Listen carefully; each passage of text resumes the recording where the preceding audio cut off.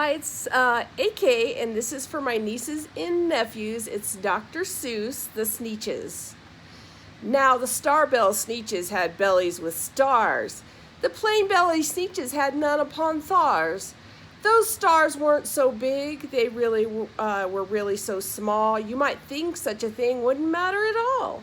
But because they had stars, all the Starbelly Sneetches would brag we're the best kind of Sneetch on the beaches.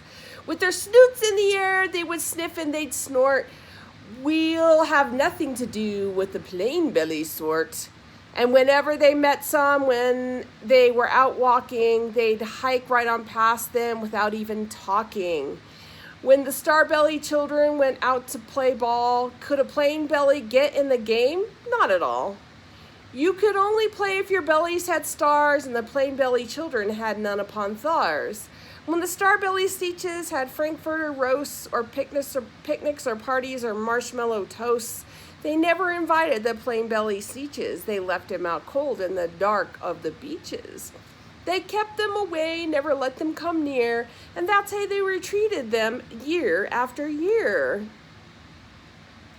Then one day, it seems, while the plain belly Sneetches were moping and doping alone on the beaches, just sitting there wishing their bellies had stars, a stranger zipped up in the strangest of cars.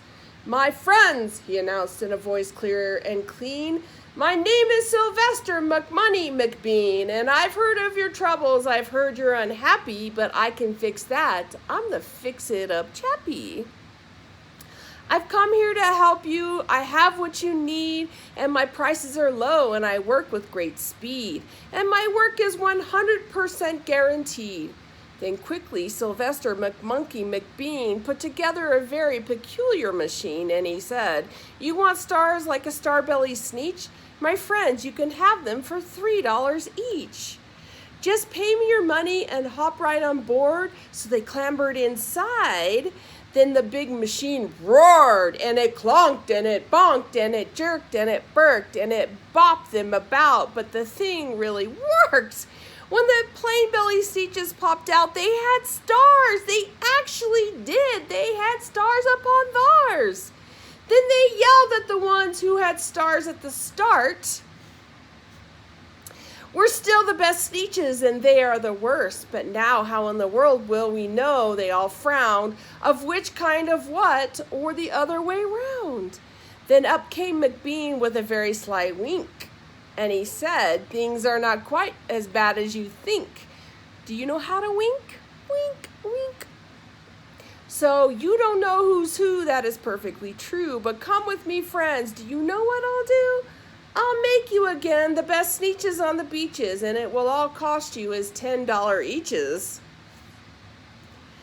"Belly stars are no longer in style," said McBean. "What you need is a trip through my star-off machine. This wondrous contraption will take off your stars so you won't look like Sneetches that have them on thars. And that handy machine, working very precisely, removed all the stars from their tummies quite nicely. Then with snoots in the air, they paraded about, and they opened their beaks and they let out a shout. We know who is who, now there isn't a doubt. The best kind of Sneetches are Sneetches without." Then, of course, those with stars got all frightfully mad.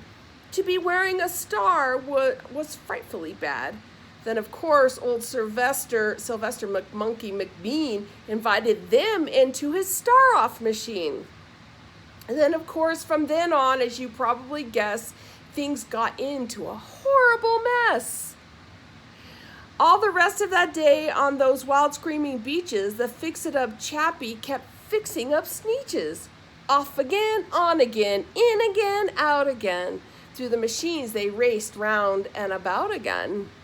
Changing the stars every minute or two, they kept paying money, they kept running through until the plain nor the Starbellies knew whether this was one that one was this, or which one was what one, or what one was who. Then, when every last cent of their money was spent, the fix-it-up chappie packed up and he went. And he laughed as he drove in his car up the beach. "Ha ha! They will never learn, no, you can't teach a Sneetch."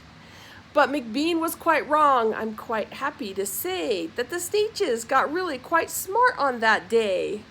The day they decided that Sneetches are Sneetches and no kind of Sneetch is the best on the beaches. That day, all the Sneetches forgot about stars and whether they had won or not upon theirs. Yay! And there's my cat who is joining us. I hope you enjoyed it. Love you guys. Bye.